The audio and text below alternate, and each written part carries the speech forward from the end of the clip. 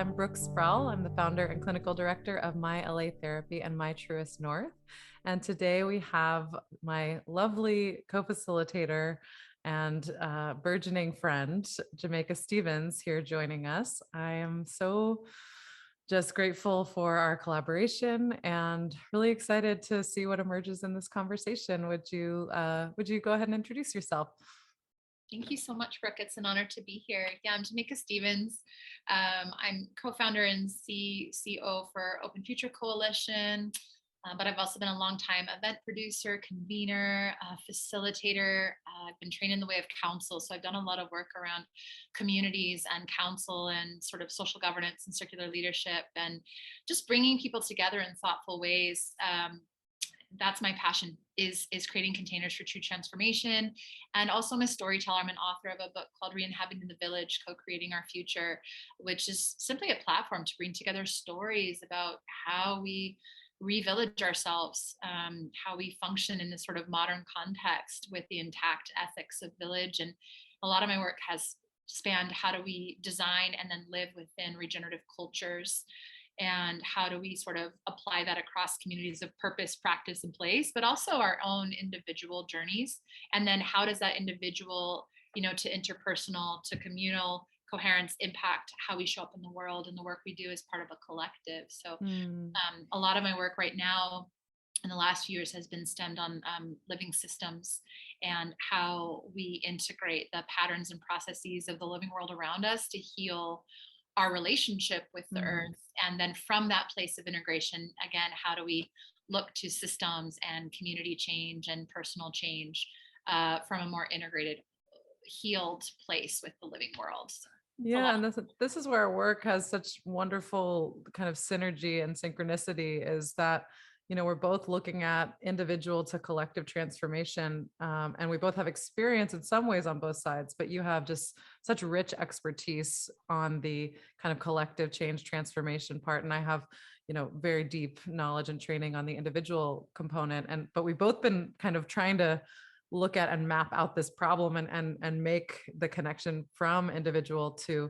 societal and collective, but coming at it from different ends in a way.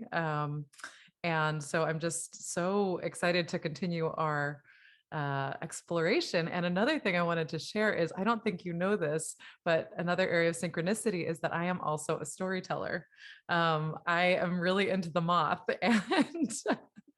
and so I actually, one of the things I was wondering if we would want to do on our retreat is have some kind of a storytelling, bonfire or some kind of tribal council.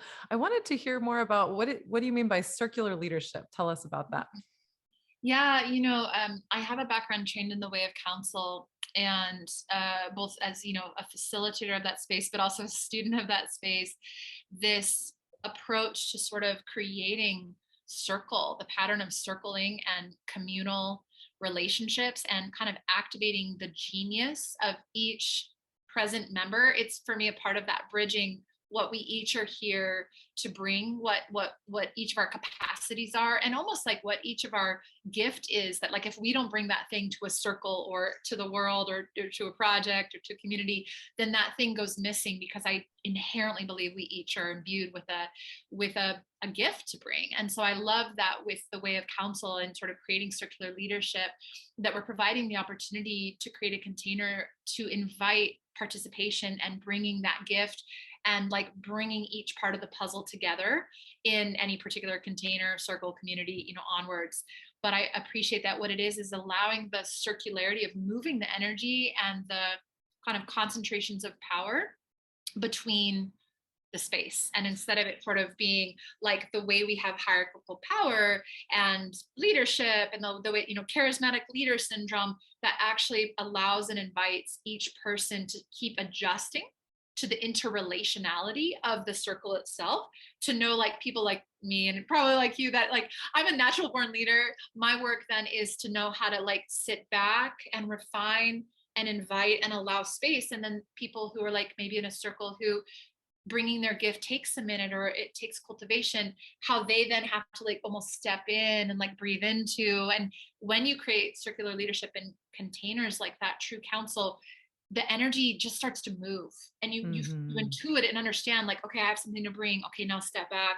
Oh, I think you have some. Okay, right, bring that in. And it becomes this living relationship that's just accessing each other's gifts and genius.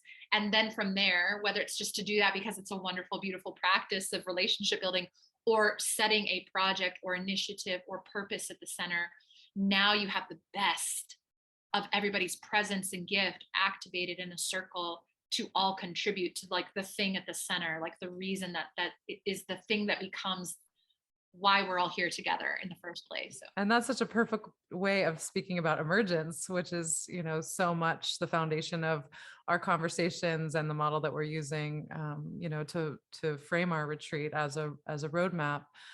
This idea that when the conditions are set in integrity, in coherence, in balance, in wholeness, that these kind of emergent magical states arise organically and naturally. And I think you did a beautiful job describing how that happens in that particular container, but I don't think it's unique to that container. I think it spans across different areas of our lives, is kind of understanding what are the conditions that create transformation naturally and with ease, without effort, that just when we set these conditions and this container appropriately, the emergence just occurs. It's not effortful in the way that we often think about needing to sort of force things to happen. They're the natural outcome. what's so juicy about that, Brooke, is that that is a direct sort of modeling of integrating ourselves as part of a living system. Like the patterns, the universal principles of emergence and self-organizing as an example, that it's all about container and context, and that each species in an ecosystem has its container and its context. It's sort of imbued with, I'm a tree, I'm a mycorrhizal function, I'm a moss, I'm the water. But when then brought all together and each one playing its part and understanding the context of what its gift is, nobody's wrangling the living world to try to get everybody to, like, do anything. It's this natural arising of the most natural imbued purpose of that particular living being, that then when brought together is what creates the symphony of this incredible world we live in, the ecosystem, the flourishing, the dynamism of these, like, living systems. And so it's so beautiful that it's just such a natural shift to go, oh, we're actually already a part of that. And if we look around us, or even look at our own body and how our body orchestrates multiple cells and how, organs and how it all works together, what's our part to play as that cell or that part of an ecosystem? And how do I work with you to complement you and you complement me? And we're in this mutual reciprocity of bringing our gift. And it's so beautiful how that's such an easy shift actually to, oh, that's how the living world works. And whatever dominance of power and, like, governing and, like, all these power structures we're all trying to, like, many of us are trying to dismantle and, like, create more justice and more synergy and loving kindness and cooperation. It's almost like such an easeful shift when you're Mhm. aligning with the way the world works, to just say, look, yeah, let's cooperate. You have a gift, I have a gift. Let's share versus compete. I want to see what you have to bring. I want to hear your voice and flourish with you, because then we're both going to flourish together. So I love bringing that into human Mhm. context and how we can create that together. Yeah, it's something I'm really grappling with myself, is kind of, and been grappling with for a while, around these hierarchical systems that I've just internalized so deeply, that this is the way we do things. And my experience has been that when I try to do things from that framework of thinking I have to do it, it's so much more effortful, it's so much more stressful, it's so much less effective. People aren't as energized. Like, it's bad business, even if you're just talking about incentives from some kind of like greedy, like uh perspective. It's actually bad business to be operating in these oppressive structures. And so it's something I'm really having to kind of reckon with in my own, individual life and organization, is how do I create more empowerment culture? Because not everyone, and like, how do, like, what kinds of containers and structures do we create? And that's why I'm actually really excited to be working with you, because I know that the work that you do is really centered around this. And it's something that I'm struggling with and needing some guidance on. So I'm probably going to have to hire you as a consultant as well as Well, my I think it's so co-facilitator. beautiful, and in full authenticity to anyone listening, I think we're all learning. I think every single one of us has to do this sort of decolonizing of our own experience and our own patterns. and uncovering our own biases because we're embedded in a system that's been perpetuated for so long. How can you not be? It's almost like distincting ourselves from like the water we swim in and the actual like fish that we are, creature we are. And I really respect that each one of us has to do that work individually before we can even start tackling it collectively. And I know something between you and I is like, we're all learning like constantly and being confronted with the places where I still like, oh, there that is again, that pattern of Mm-hmm. hustle or Mm-hmm. needing to control things or feeling responsible for certain things or like whatever those things are we all are working with. What I respect is the authenticity and humility to go, every single one of us has this work to do. But I do feel like we're stronger when we do it together, when we're Mm-hmm. allies in that work, when we're compassionate but also fierce mirrors to those blind spots to help us keep dismantling and realigning and reorienting to a more like life affirming, cooperative, just way of not only viewing the world, which has to come first, but then operating and aligning with that view of a world that is like recognizing these patterns that we're all entrenched in, Yeah, So and I think it's I'll a just say mirror. I'm in it with you. Thank you. Thank you. Yeah. Yeah, and I think it's a mirror of the individual version of it is, we all have our versions of internalized oppression within our households. Like we have, and I think that people talk about abuse as binary. You were abused or you weren't abused. Abuse is a spectrum. Like we all behave in ways and are the recipients of abusive forms of communication, forms that are coercive and meant to be, shaming or harm, or in some ways controlling. Criticism, coercion, control. Those are kind of like the three C's for me of abuse. And so we're all sort of, we have these normative ways of relating that are abusive. Like in our culture, criticism is normal, control is normal, coercion is normal. And so we don't see it when it's mapped onto the larger systems because it's normalized even in our own households in so many ways. And so I think, again, this is where I just love speaking with you because I have so much to learn about the sort of collective social change piece. And I really care about that stuff. And as I dismantle my own kind of internal oppression, I begin to have this, I'm beginning to have this awakening around, wait, I've cared about social change my entire life. I have this deep heart and soul for wanting to help and change the world and help people who are disenfranchised. But I have been programmed to believe that it's not possible. And I've been programmed to believe that, I can't do anything. Like I can't do anything. No one can do anything. And this is just the way it is. And actually it's supposed to be this way because, and there's all this, Yeah. there's all this propaganda around, framing this as though it's the natural order, like, Not hierarchies and dominance and competition. It's like, no, there's this whole other way to frame it if we yeah. wanted to. But I think that people with an interest in preserving the systems, want to frame it in that former way so that we can keep the collective agreements that preserve power. Right. And this That's is right. all new to me, so I feel actually a little remiss speaking about it because it's a relatively new thing. So I'm not sure that I can fully kind of articulate what I'm trying to express, but I think I, I it's think though, Brooke, it's like coherent. these are important conversations to be had, right? I think that again, it'd be hubris to be like, oh, I know this path. I think it's authentic to say, this is my journey with it. This is our journey with it. And then you and I as space holders and facilitators to create a container that's loving and clear and held, but that allows for the safety to explore where our own internal constructs and biases and training and both personal, our familial story, our immediate culture, and then our larger collective. It is about sort of dismantling and understanding and seeing and exploring and asking and naming before we can even change or do. It's almost like you can't do from the same mindset.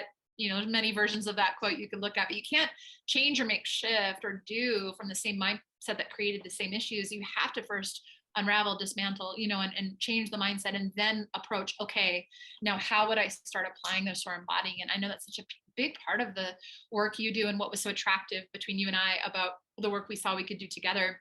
I will just say this one piece because it's so relevant for anybody who hasn't read The Web of Meaning by Jeremy Lent. has been blowing my mind as a geek about living systems and the nature of the relationship of nature to us.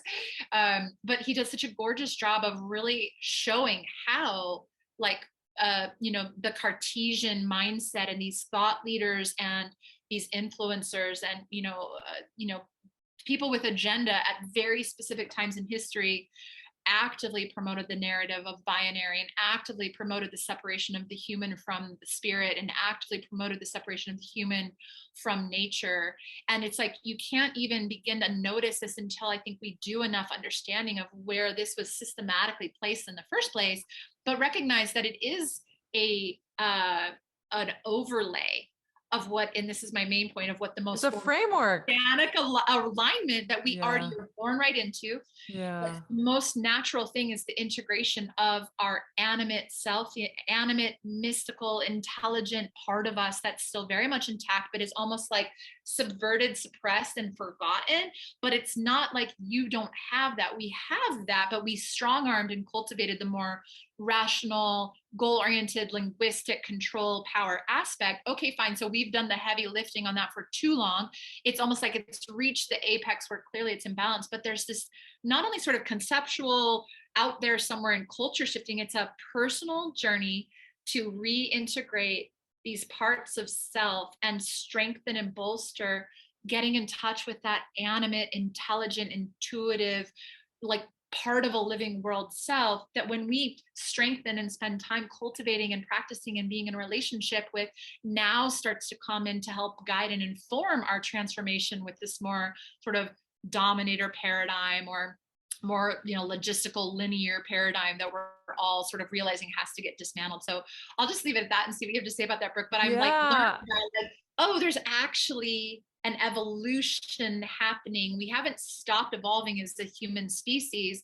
The next evolution is the integration of all of this complexity and everything that's a beautiful part about humanity, but has been too dominated and not in balance. So great, let's strengthen and bring back into balance these parts of self. And wow, what kind of human do we become reintegrated as part of the world with all of this innovation and technology, all the things we love about being really smart species. I'm putting air quotes around that. Yeah, well, it lit me up to hear you speak about all that, because a lot of my personal kind of awakening around so many of these things and my reconnection to my own spirituality, because I'll share that I was raised very fundamentalist Christian, and there was something very authentic about my spirituality that I experienced in that culture. But then there was also all of this violence and oppression and these systems that were extremely like not only disempowering but desouling. I mean, they really taught, like, the way that I internalized the lessons that I learned was don't trust yourself, trust what the Bible says. So there was this, I had this strong intuitive knowing in my body and in my soul that I continuously kind of suppressed, denied, and saw as wrong and errant to listen to. And so part of my personal kind of reawakening and reconnection with my own spirituality has been, how do I find a non-dogmatic way to connect with my understanding of spirit, my experience of spirit, my experience of the living world, as really in conversation. Because in peak experiences and sort of altered states, you have these rich encounters with the kind of consciousness that you don't ordinarily experience. And you have a sense in them, for those who've experienced it, that there's something more real about that than the ordinary sort of in the matrix consciousness. You're like, oh, I'm out of the matrix now. The matrix is the dream. This is the real thing. And you have this experience, but then if you don't know how to carry it into your everyday life, then you kind of go back to sleep and the frame changes. And no, I was just altered.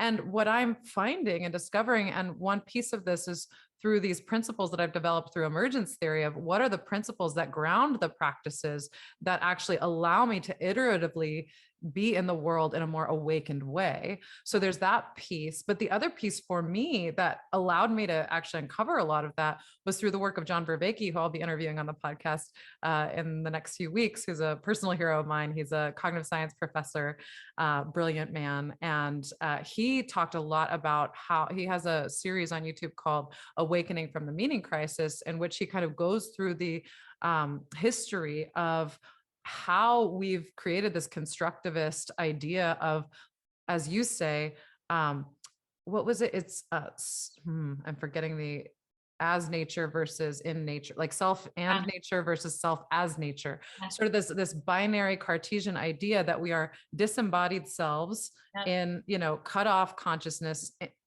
in a body, like placed in this body that, oh, our bodies are also separate, right? Like not yeah, just our minds and our bodies are separate from the world, but our bodies and minds are also separate. And of yeah, course, there's a way that we can infinitely dissect things, but there's also a way in which you can't dissect anything.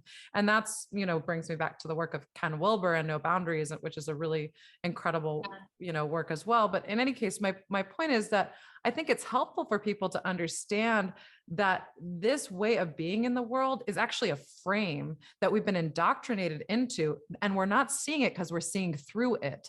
And as a result of that, not seeing it, seeing through it, we're not aware that there is an alternative. And so to understand how this is not actually a universal experience, this is actually a very modern phenomenon. And it's not because ancient people were idiots and naive and just didn't have oh, science they're yet. so It's wise. not that at all. Smart. And that's like the idea, oh, those people were primitive. It's like, no, that's so facile to believe that. So when we understand that this is actually an indoctrination, then we can be empowered to make choices about how we want to live in the world. And as you say, reacquainting ourselves with the world is the most natural resting place. And it's something that I'm just feeling I don't know, just overwhelmed by the fact that I'm meeting more and more people who are re-entering this kind of consciousness, reclaiming their spiritual presence and spiritual, non-dogmatic spiritual reality in relationship to the world. It's so heartening to me because at times I became so nihilistic and so really I don't know. I mean, like there's this idea of everything being feeling meaningless when you have that framework. And so I'm just really grateful that we're able to normalize this new kind of spiritual consciousness that's emerging. Gosh, so rich, Brooke. Yeah, I know that I think that that's such an essential part of the work. I keep thinking of like Jack Cornfield's work, like after the ecstasy, the The laundry. laundry, I just recommended that to someone last week. It's so Such a funny. good book, and it's so true. It's the cleansing the work that happens after you have these sort of, okay, I have this epiphany, the door of perception has lifted, but now what? Like, how do I integrate that both in my life as a person and in my familial context or community, but then as part of this larger rite of passage that I genuinely believe we on a personal experience having a collective rite of passage. And without many of us that have cultures of rites of passage and understand that iterative process of like the life death life cycle that happens in short cycles every day, every breath, and in these large epochs of change, without that context, I do think that so many people have been sort of thrown into the liminal without orientation or context. And the liminal for me is that space between what's been and what we're all moving towards together. It's not defined. And so it's being created by our choices, by our actions, by our behaviors, but it's based on the context of what we experience. So I'm watching this sort of space in between. We know that the world that was is changing, and that's creating this existential crisis for so many people because there's no mooring to the world that was.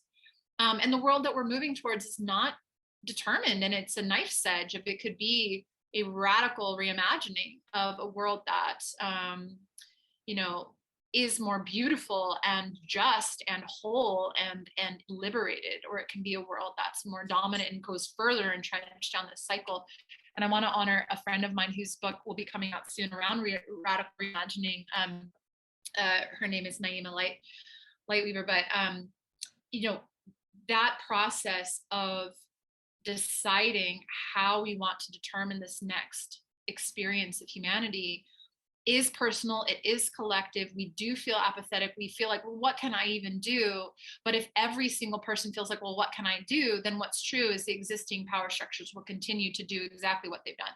So what I realized in my work sort of as an activist and a change agent and also just a human was, okay, so to get to that bigger societal change, it's vital actually to come back to the work that like people like you are doing of the showing the pathway to build integrity as a scaffolding to move us towards how we engage a collective transformation.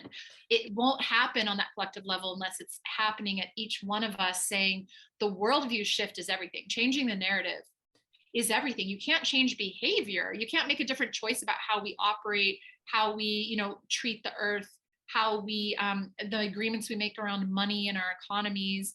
Like, you can't make these changes around the systems that exist until we change the underlying worldview, the frame. And so that became something where I targeted in my sort of social change work was, okay, we have to come all the way back to shifting consciousness, changing the narrative, finding enough of that liberated selfhood that perceives the world in a different way, and then get as many people on the planet possible having that kind of journey. And I'm gifted every day, Brooke, with right at that edge of watching how so much of our predominant media or social media experiences all the negativity and the destruction and how awful everything is.